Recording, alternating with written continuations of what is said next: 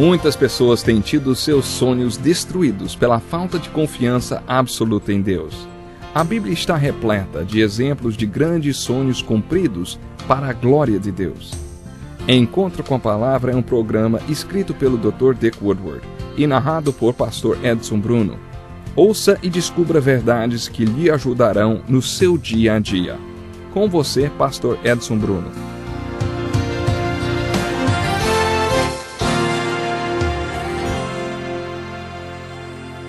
Que bom estarmos juntos para mais um encontro com a Palavra. Estamos chegando ao fim da primeira parte desse estudo de toda a Bíblia, que começou com o livro de Gênesis e terminará com o livro de Apocalipse.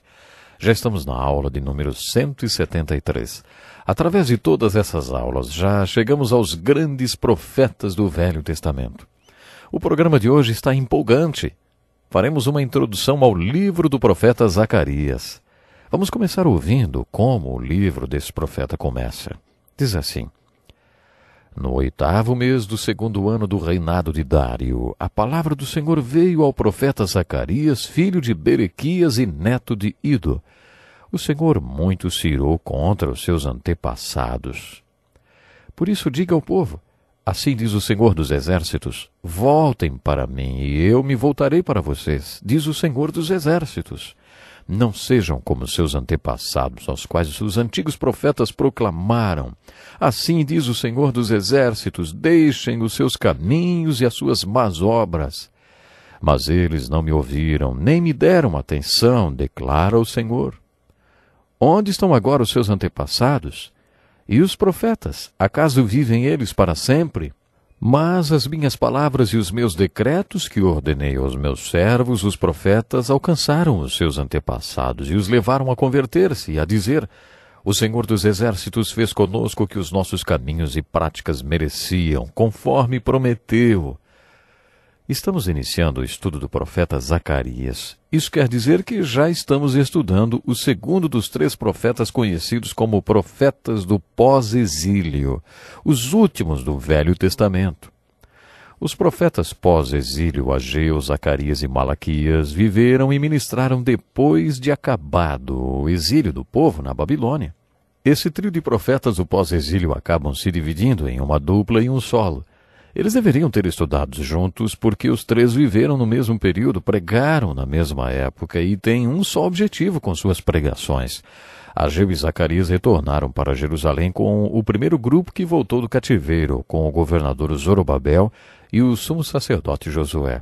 Segundo o decreto de Ciro, o grande imperador da Pérsia, eles deveriam voltar para reconstruir o templo. Malaquias surge 100 anos depois de Ageu e Zacarias. Estudiosos acreditam que Malaquias tenha vivido e pregado 10 anos depois que Neemias reconstruiu os muros da cidade de Jerusalém. Devemos nos lembrar que houve 3 retornos do povo de Judá do cativeiro babilônico. O primeiro foi sob o governo de Zorobabel e Josué, o sumo sacerdote. 75 anos depois, Esdras liderou o segundo retorno. Sua missão foi agilizar o ministério no templo que tinha sido reconstruído pelo povo que voltou com Zorobabel e Josué.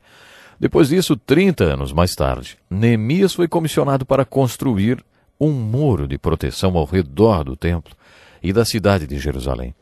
Os estudiosos acreditam que Malaquias tenha entrado em cena cerca de 10 anos depois que Neemias reconstruiu o muro.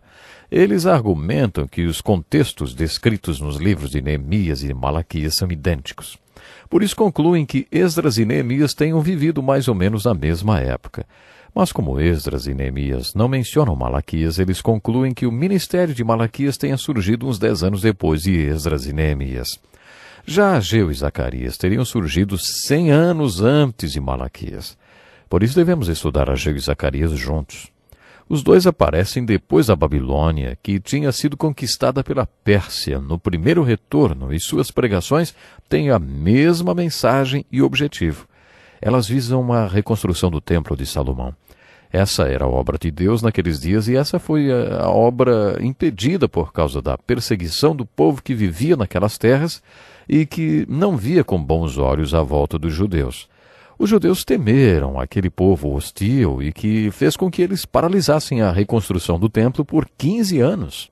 Mas aí Ageu e Zacarias entraram em cena. E o objetivo do ministério desses dois profetas era a reconstrução do templo. Eles atingiram o objetivo usando meios bem diferentes. É importante conhecer um fato histórico que nos ajudará no estudo desses dois profetas. Ageu era bem mais velho do que Zacarias. Para entendermos melhor a missão e o ministério desses dois profetas, é importante nos focalizarmos um pouco no contexto histórico e no estado de espírito do povo daquela época.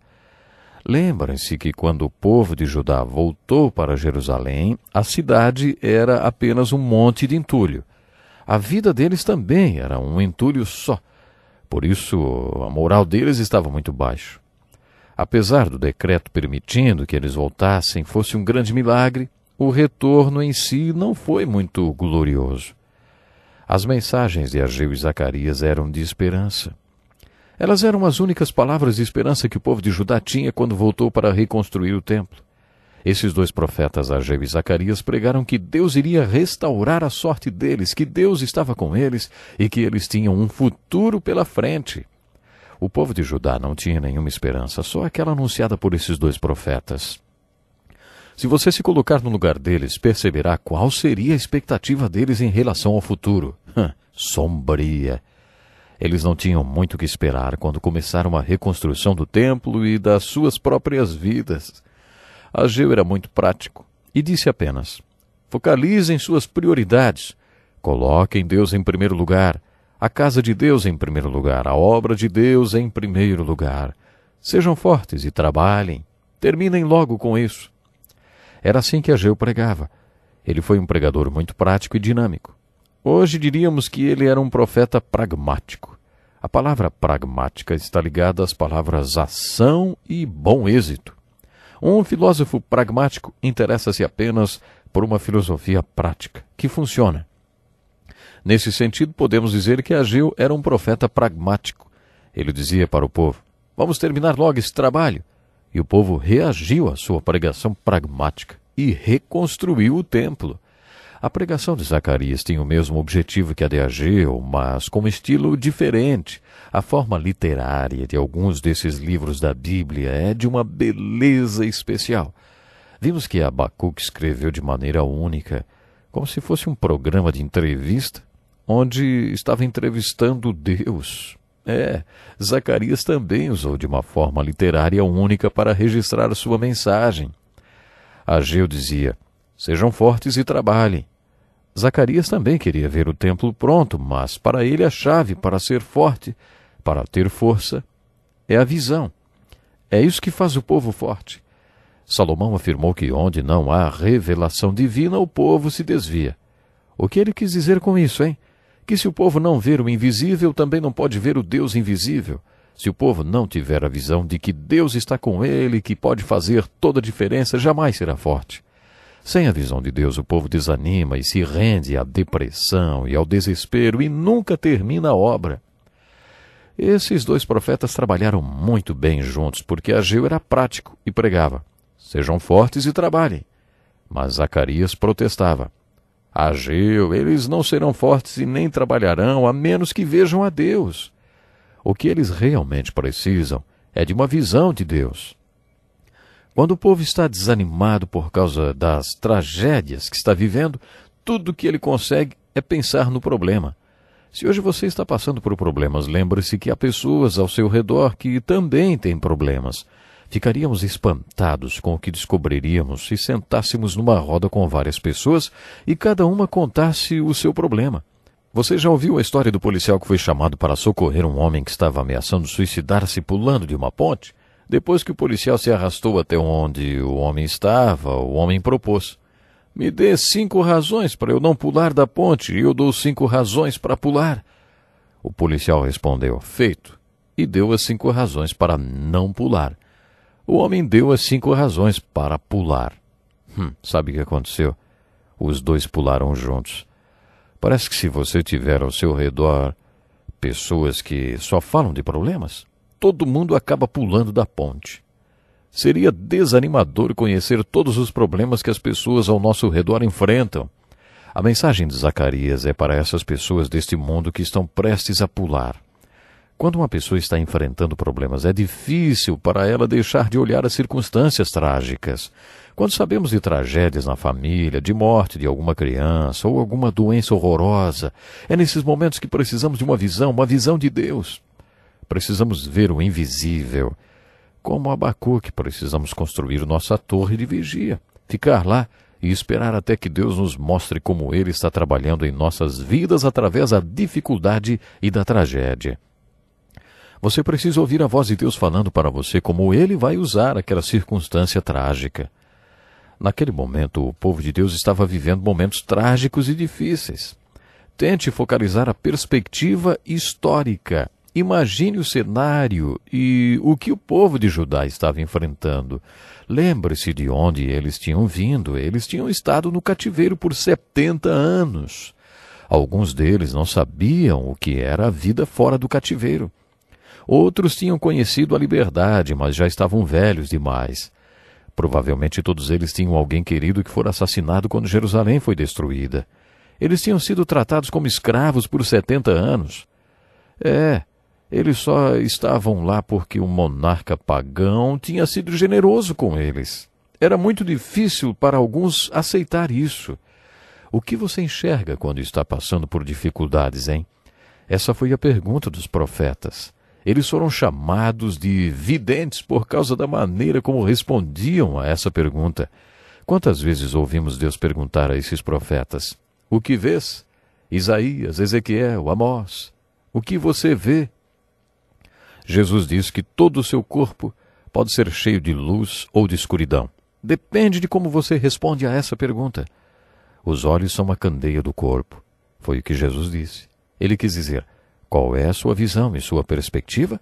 Dependendo de como você vê as coisas, poderá ter um corpo cheio de luz, independentemente das circunstâncias. Ou você pode ter o corpo cheio de trevas, não importa as circunstâncias.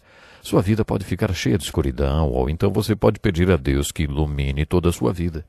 A diferença está em como você enxerga as coisas. Tudo. Como você vê as circunstâncias. A essa altura dos acontecimentos, o povo de Judá precisava ouvir alguma coisa boa. O povo precisava de um profeta que visse a Deus e o que a maioria das pessoas não vê quando passa por dificuldades, e depois contasse ao povo o que tinha visto. Foi exatamente para isso que Deus enviou Zacarias. Esse era o seu modo de se dirigir ao povo. Era esse o seu estilo. E qual é a aplicação disso, hein? Você tem esperança? Parece que tudo está dando errado. Deus tem um plano eterno para a sua vida. Até o próximo programa. Que lição importantíssima. Obrigado, Pastor Edson Bruno. Prezado ouvinte, coloque em prática o que você ouviu aqui. Sem dúvida, sua vida será grandemente abençoada. Este é um estudo escrito pelo Dr. Dick Woodward, na voz do Pastor Edson Bruno. Escreva-nos e solicite o material. Nosso endereço é Encontro com a Palavra, Caixa Postal 2011, CEP 89201-970, Joinville, Santa Catarina. Até o nosso próximo Encontro com a Palavra.